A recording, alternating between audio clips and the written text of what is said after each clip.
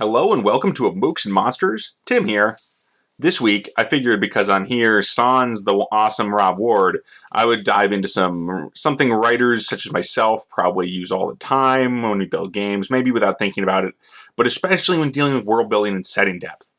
I've heard this called layering because it involves building multiple strata, layers, into a concept that might not yet contain hidden aspects or qualities. So you can use this on all levels, from NPCs to world building to conflicts to everything. Really, this is just a thought process guide. So here you go.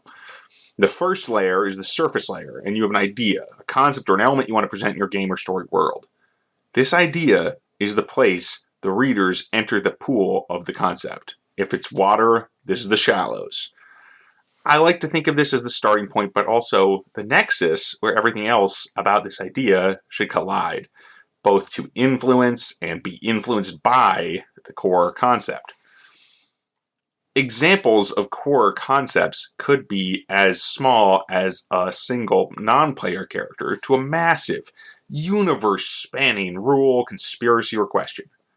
Thinking in archetypal or stereotypical characters and elements can be useful in defining this starting point.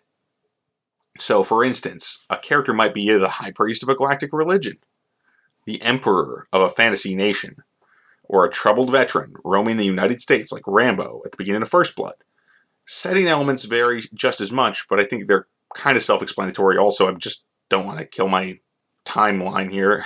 Don't want to take forever on just element one, though there's only 3 parts. Let me know. Let me tell you, this is not going to take forever. Anyway, moving on. So, part 2 is the obvious adjacencies. I'm calling the next layers adjacencies because they're close to your original idea and either support or subvert the idea. So, if you have an adjacency that supports the idea, it makes the idea make more sense in its own right. And if you have a subversion, that complicates the idea. So, if you have giant robots in a setting, you don't want them to be, you can have the Gundam particle or whatever, the particle from Gundam that makes them possible, that makes sense to exist. But if you also have something that means they don't exist, like the normal laws of physics, then you've got to kind of explain that away in some way, or you explain why it doesn't get rid of the original element. And in doing so, you're going to present more questions that are going to result in a more deep world or character or setting element. So there you go. So anything that presents itself to you immediately when you think of your core idea is an obvious adjacency. So think of the sentences you use to nail your core concept. The high priest of a galactic religion requires a galactic civilization. Wouldn't you say? For each thing, there must be others to support it. So the civilization that is adjacent to the high priest character is the supporting element, even though it's larger than the priest by far, right? Any elements can be of any size in world because they're all just ideas, right? So if you follow that logic, your obvious adjacencies will grow a setting that it becomes quite complete, or at least feels complete very quickly, because when you do this, you do some world building, and the rest of the world building kind of gets assumed by players if you do the main stuff well enough.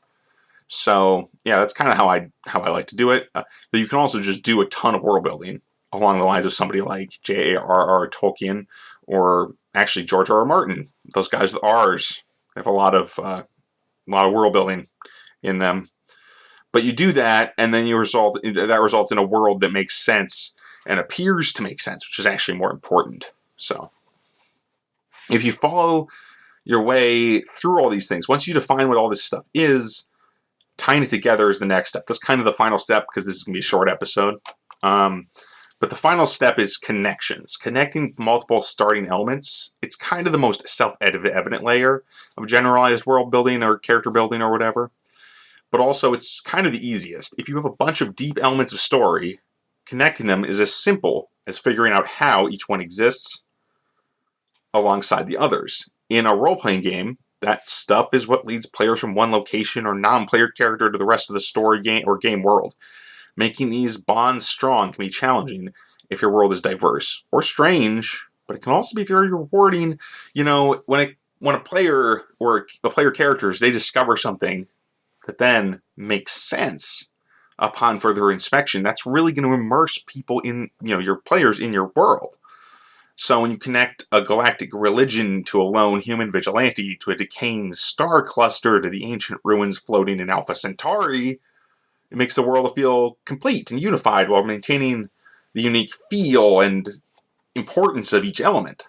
So that really kind of does it for me this week. I mean, this essay took a while to write. I know it's not very long, but it's the best I could do on short notice. Anyway, this one kind of grew in the writing too, so it turns out it's not going to be a terribly long show, but I hope you enjoyed.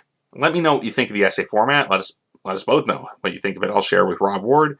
If you want something different for solo casts, whatever your feedback, you can send it to podcast@mentalcellarpublications.com.